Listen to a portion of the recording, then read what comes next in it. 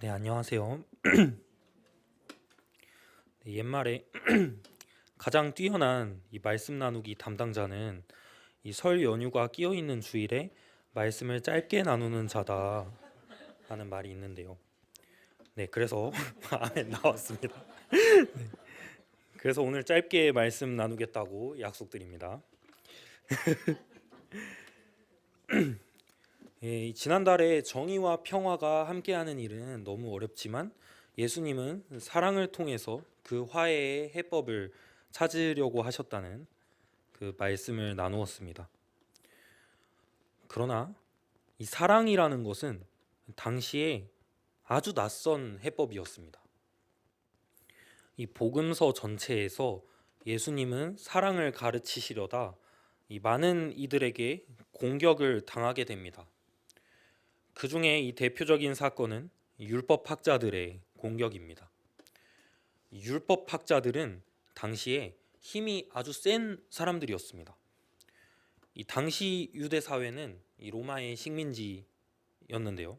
이 로마의 식민지였긴 했지만 이 로마는 유대 안에 이 유대인들의 자치 의결 기구를 두는 것을 허락해 주었습니다.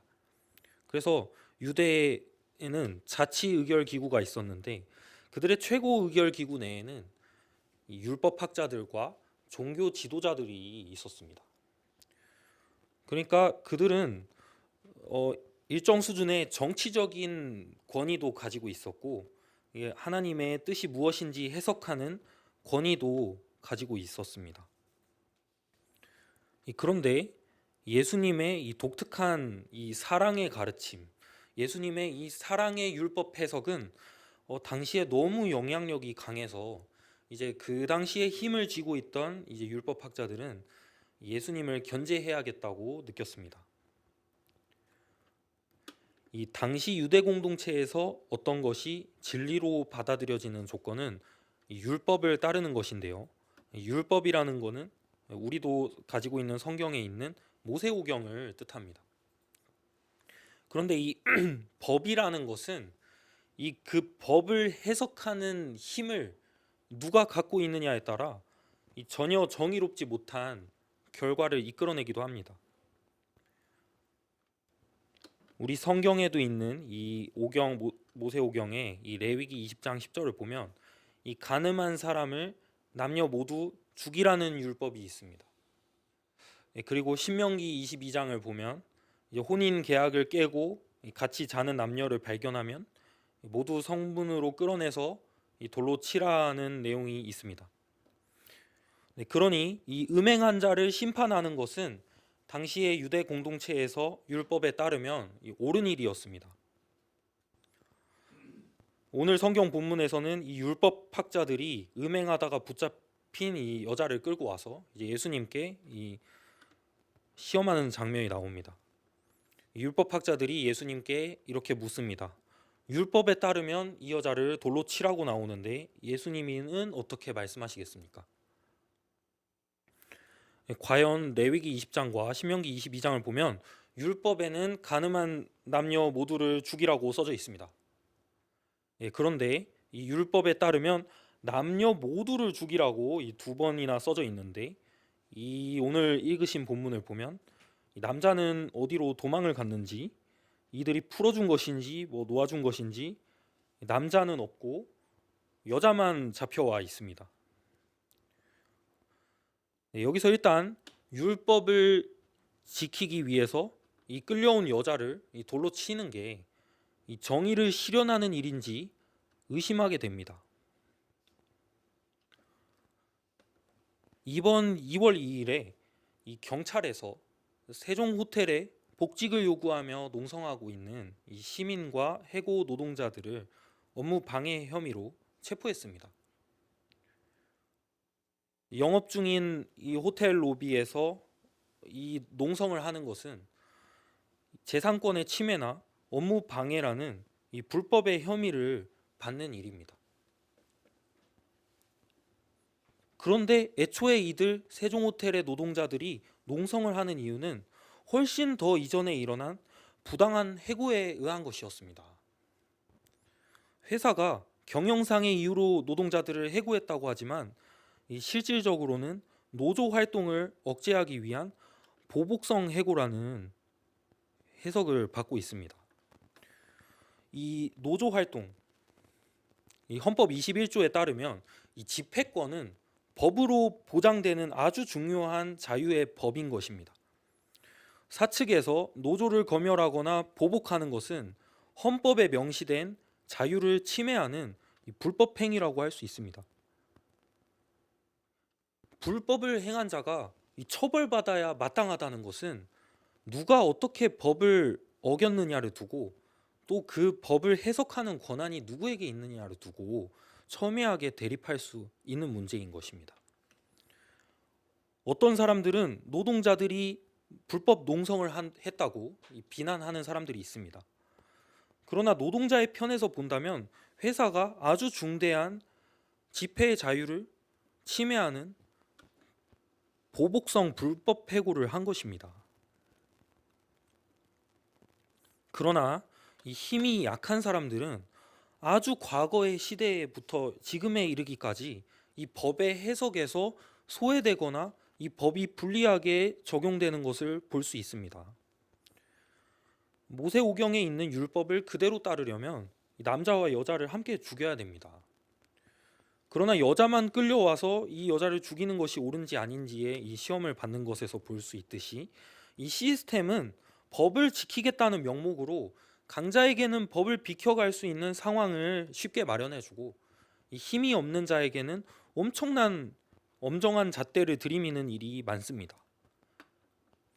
중세 시대에는 이제 마녀를 재판한다는 명목으로 수많은 과부 여성들이의 재산을 빼앗기 위해서 이렇게 사람이 죽었습니다. 사실 율법학자들의 목적은 여자의 생명을 죽이느냐 살리느냐 하는 것에는 별 관심이 없는 것이었습니다. 예수님의 권위를 추락시키는 것이 이들의 진짜 목적이었습니다. 예수님이 가르쳐 주시는 급진적인 이 사랑의 말씀 해석은 율법을 지키는 것으로 자신의 권위를 유지해온 율법학자들의 이 심기를 불편하게 하는 것이었기 때문에 이 율법학자들이 예수님을 무너뜨리려는 시험을 하는 것이었습니다. 이 오늘 본문의 이 질문은 굉장한 딜레마적인 상황으로 이 예수님을 시험에 몰아넣는 아주 잘 짜여진 모략이었습니다. 율법에 따르면 이 가늠한 여자는 돌에 맞아서 죽어야 되는데 예수님도 이 여자를 돌로 치라고 하시겠습니까? 자, 여기서 예수님이 내가 뭐라 그랬느냐? 내가 원수까지도 사랑하라고 하지 않았냐? 당연히 죽이면 안 된다. 풀어줘라. 라고 한다면 이제 예수님은 자신이 말씀해 오신 사랑의 가르침에는 위배되지 않지만 율법을 부정한 자가 되는 것입니다. 유대 사회에서는 율법이 진리로 여겨지고 있었는데 이 예수님은 율법을 부정한 자가 되기 때문에 자신의 영향력을 상실할 뿐만 아니라 다른 재판을 받을 가능성도 있게 되는 것입니다. 그리고 예수님은 공공연히 일전에 자신은 율법을 파괴하려 하는 것이 아니라 완성하려 하는 것이다 라고 말한 적도 있었습니다.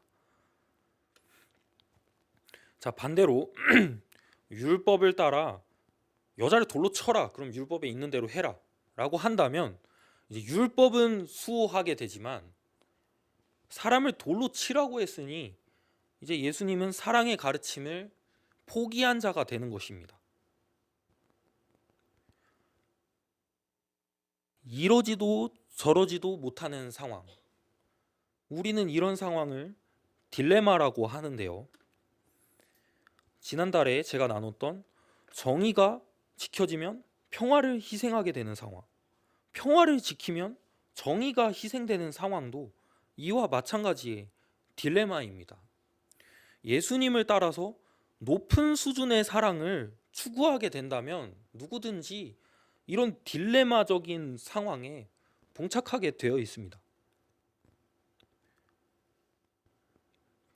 예수님은 어떻게 하셨습니까? 높은 차원의 이 사랑의 스승답게 예수님은 이렇게 딜레마를 풀었습니다. 너희 중에 죄가 없는 자가 먼저 돌을 집어서 저 여자에게 던져라.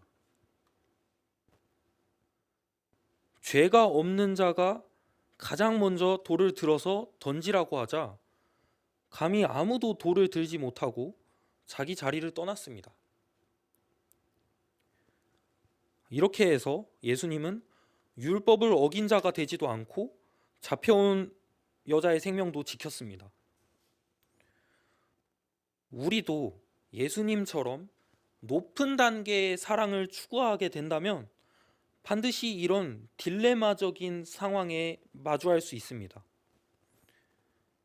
그럴 때 예수님을 따르는 마음을 포기하지 않는다면 우리도 역시 이런 딜레마적인 상황을 지혜롭게 해결할 수 있습니다. 율법학자들은 오로지 예수님을 이제 트집 잡아서 망가뜨리려는 목적으로 이러한 꾀임을 준비했지만 예수님의 해답은 단지 이보다 더 높은 수준의 꾀를 부렸다는 것이 아닙니다. 예수님의 해답은 여태껏 하나님의 말씀을 떠나서 살아온 우리 모든 사회에 대한 고발의 메시지인 것입니다.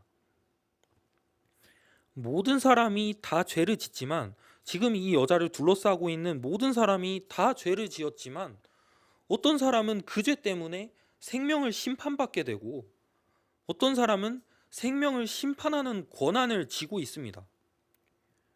율법을 빙자로 어떤 사람을 근데 죽이겠다고 끌고 오는 이 상황 자체가 하나님의 말씀이 진정 이런 상황을 만들자고 하는 것이냐 하고 묻는 것입니다.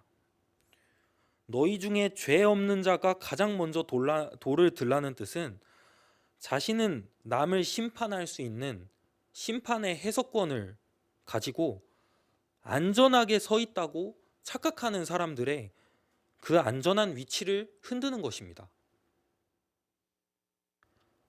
이렇듯 높은 수준의 사랑은 단지 꾀를 부려서 문제를 피하는 것이 아닙니다. 표면적인 평화 이면에 있는 더 깊은 문제를 직시하고 해결하게 해주는 것이 예수님이 보여주신 높은 수준의 사랑인 것입니다. 저와 들꽃님들이 예수님을 본받아서 이러한 높은 수준의 사랑을 하는 교회가 되길 희망합니다. 침묵으로 기도하시겠습니다.